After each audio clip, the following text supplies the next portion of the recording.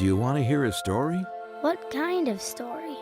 It's about boys and girls and moms and dads. Is it a fairy tale, like Once Upon a Time? Well, sort of, but this is a true story. And the once upon a time is happening now, and right here in the lives of our friends and neighbors. Are the people in these pictures part of the story? They are the story. Ready to start? Okay. In a perfect world, boys and girls could spend their time doing fun things, like riding bikes, playing baseball, hiking in the park, or swinging on a tree.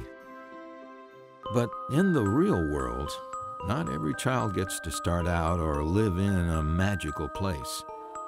So they can't always do what they want. Sometimes their dreams are on hold. You see, in the real world, some kids are either born with or soon develop overwhelming challenges. For these kids, family life is disrupted, and they often have to see their parents cry. That's sad. The smartest doctors in the world and the best medicines ever invented can't always cure sick children.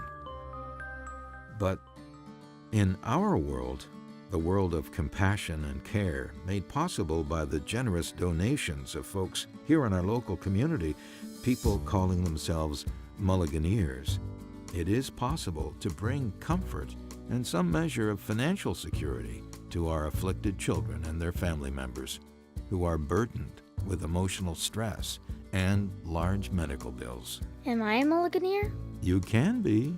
All you have to do is show you care. That's easy, right? True, because most people do care.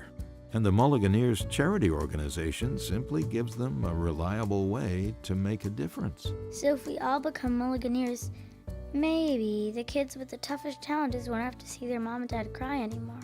That's what we want.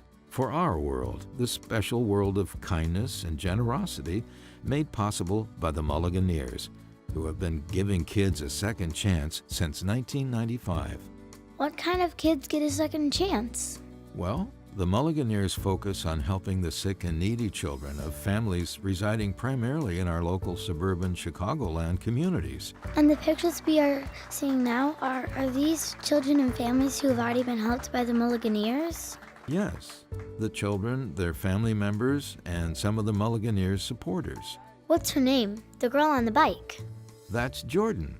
In September, the Mulliganeers gave her dad a check, and Jordan got a bike. She seems happy.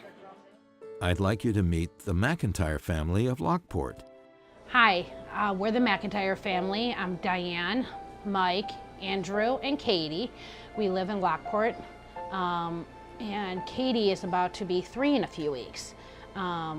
We found out when I was 12 weeks pregnant that Katie was going to be born with Down syndrome. When we got this diagnosis, we had to go for heart checks, and when we're about 20 weeks, we found out that she was going to be born with a heart condition that had a few small holes in her heart that when she was born, they were going to need to do surgery. That's when she started her stay at Lurie's from September 2015 all the way through March 2016. From there, we found out many complications. Katie had chronic lung disease. She ended up needing a vent and a trach because of her chronic lung disease, her pulmonary hypertension, her weakened airway, and from there it was just a matter of time finally trying to get Katie home. You understand now why the Mulliganeers' help was needed for the McIntyres, right? Yes, and Katie's older brother, Drew, loves his baby sister. I see that. And many people may not realize that for the McIntyres and other families in crisis, life must go on. But as it does, the medical bills pile up quickly too. Diane and I both work full-time.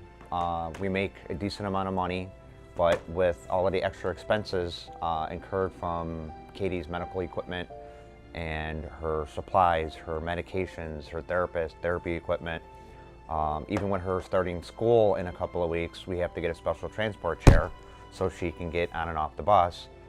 It's still kind of difficult sometimes to make ends meet. Since we've actually got in contact with the Mulliganeers, They've actually been helpful and a godsend, and actually given us peace of mind on the money that has been donated by other people and given to us to help with Katie's medical bills. That's a family story with good news. Thank you, Mulliganeers. After Mulliganeers' help, the McIntyres are doing much better. Now that you know how Mulliganeers' money can come to the rescue, are you ready to learn about their fun activities? Yeah. Every year in early March, the Mulliganeers' St. Pat's Day event anchors our outreach efforts for the new year. Typically, more than 1,000 people attend the celebration. They enjoy fine food and an evening of fellowship with other Mulliganeers. Now, each June, the organization gathers to witness the excitement of the Chicago White Sox in action. For 14 years, the White Sox have been loyal supporters of the Mulliganeers through financial assistance, auction donations, and sponsoring Mulliganeers Night. Before the game, down on the field, recipient families and friends are invited together for pictures with Sox players and other Mulliganeers. And of course, there's always a proud thank you to the White Sox organization for donating a sizable portion of ticket proceeds to the Mulliganeers. In late summer each year, the Mulliganeers converge at Cog Hill, one of Chicago's leading golf destinations. Participants donate money, purchase memorabilia, raffle tickets, and official Mulliganeers clothing. The day wraps up on the Cog Hill patio with a meal and lively conversation. There are also other entertaining and productive fundraising activities throughout the year. The Frosty Walk has generously raised more than $150,000 for the Mulliganeers. As you can see on this chart, the Mulliganeers are proud to emphasize that over 90% of every donated dollar gets passed straight through to the families that need it. That means 90 cents of every dollar goes to the parents of the kids that need our help so badly. This efficiency is proof of our dedication. And here's what the Mulliganeers have been able to achieve since 1995. More than 363 families served, right here in our local communities. This gives our donors control of how and where their money is spent. And what have the children in need received? Over $5 million collected and distributed. Whoa, that is a big number. 5,404,718? I'm impressed.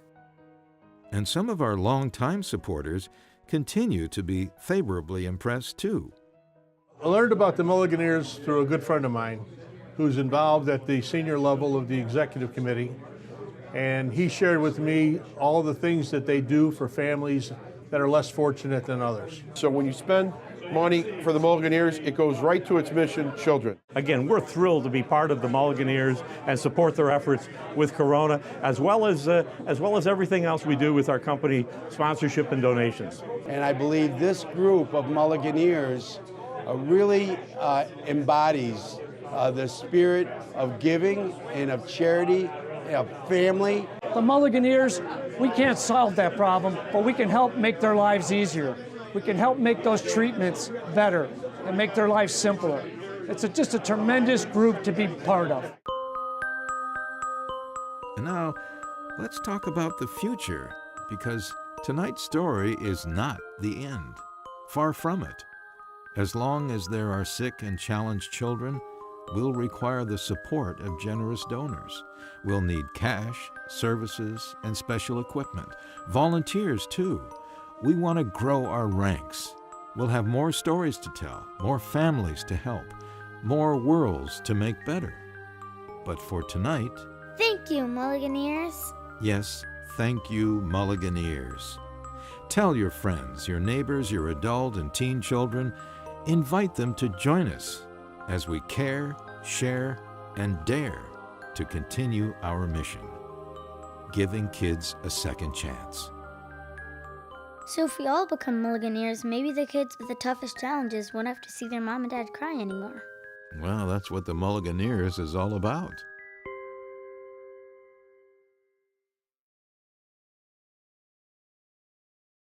Learn more at mulliganeers.org. Thank you, Mulliganeers. See you next year.